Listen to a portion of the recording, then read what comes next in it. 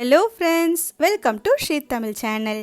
இன்றைக்கி நம்ம பார்க்க போகிறது என்னென்னு பார்த்தீங்கன்னா, பிரேக்ஃபாஸ்ட்டாகவோ இல்லைனா குழந்தைங்க ஸ்கூல்லேருந்து வரும்போது ஈவினிங் கொடுக்கறதுக்கு ரொம்ப ஹெல்த்தியான பாதாம் கஞ்சி, அதுவும் குழந்தைங்களுக்கு பிடிச்ச மாதிரியான டேஸ்ட்டில் ரொம்ப சிம்பிளாக எப்படி செய்யலாம் தான் இன்றைக்கி நம்ம பார்க்க போகிறோம். இந்த கஞ்சியை தொடர்ந்து வாரத்துக்கு 2 நாள் குடிக்கும்போது நம்மளோட ஸ்கின்னுமே ரொம்ப ஹெல்த்தியாக பிரைட் ஆகும். முதல்ல ஒரு சின்ன பவுலில் 2 டேபிள் ஸ்பூன் பச்சரிசி எடுத்துக்கங்க. இதை 2-3 தடவை நல்லா கழுவிட்டு இது கூடவே 1 ஸ்பூன் கசகசா சேர்த்துக்கங்க.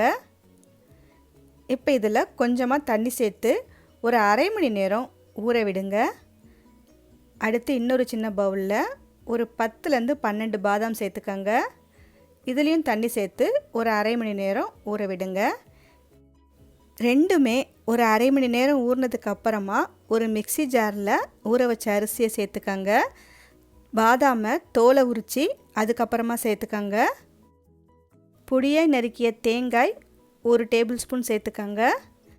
இப்போ இதில் தேவையான அளவு தண்ணி சேர்த்து எந்த அளவுக்கு உங்களால் மையை அரைக்க முடியுமோ பால் மாதிரி அந்த அளவுக்கு மையை அரைச்சி எடுத்துகிட்டு வந்துடுங்க. இப்போ அரைச்ச பேஸ்ட்டோட ஒரு 3 கப் தண்ணி சேர்த்து இன்னொரு பெரிய பாத்திரத்துக்கு மாற்றிட்டேன். இந்த கன்சிஸ்டன்சிக்கு தண்ணி சேர்த்து நல்லா கட்டி இல்லாமல் கரைச்சி எடுத்துக்கங்க. இப்போ இது கூட ஒரு 1/4 ஸ்பூன் உப்பு சேர்த்துக்கங்க. அடுப்பை மீடியம் ஃப்ளேமில் வச்சு கைவிடாமல் கலந்து விட்டுட்டே இருங்க. பச்சரிசி மாவு அப்படின்றதுனால உங்களுக்கு சட்டுன்னு அடிப்பிடிச்சிடும். அதனால் கைவிடாமல் கலந்து விட்டுட்டே இருங்க. அடுப்பு மீடியம் ஃப்ளேமில் இருக்கட்டும். கொஞ்ச நேரத்திலேயே இந்த கஞ்சி நமக்கு கெட்டிப்பட ஆரம்பிக்கும். கொஞ்சம் கொஞ்சமாக இந்த கஞ்சி கெட்டியாக ஆரம்பிக்குது. கைவிடாமல் கலந்து விட்டுட்டே இருங்க. இப்போ பார்த்தீங்கன்னா கொஞ்ச நேரத்திலேயே கஞ்சி கொதிக்க ஆரம்பிச்சிடுச்சு. கஞ்சி கொதிக்க ஆரம்பித்த உடனே நமக்கு அடி பிடிக்காது. அதனால் அப்பப்போ மட்டும் கலந்து விட்டுக்கங்க. இந்த மாதிரி இந்த கஞ்சி ஒரு 2லேருந்து 3 நிமிஷம் கொதிச்சா மட்டும் போதும். இப்போ பார்த்தீங்கன்னா கஞ்சி நமக்கு 3 நிமிஷமாக கொதிச்சிக்கிட்டு இருக்குது. கஞ்சியோட கன்சிஸ்டன்சி பார்த்தீங்கன்னா சரியாக இருக்குது.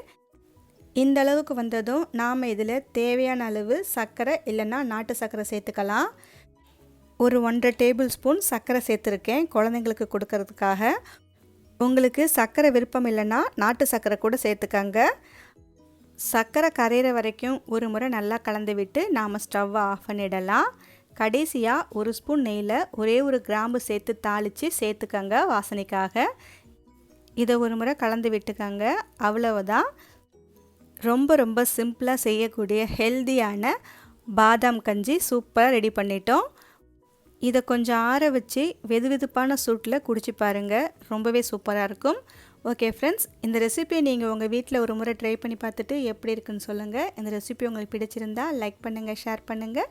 ஸ்ரீ தமிழ் சேனலுக்கு சப்ஸ்கிரைப் பண்ணுங்கள். தேங்க்ஸ் ஃபார் வாட்சிங்.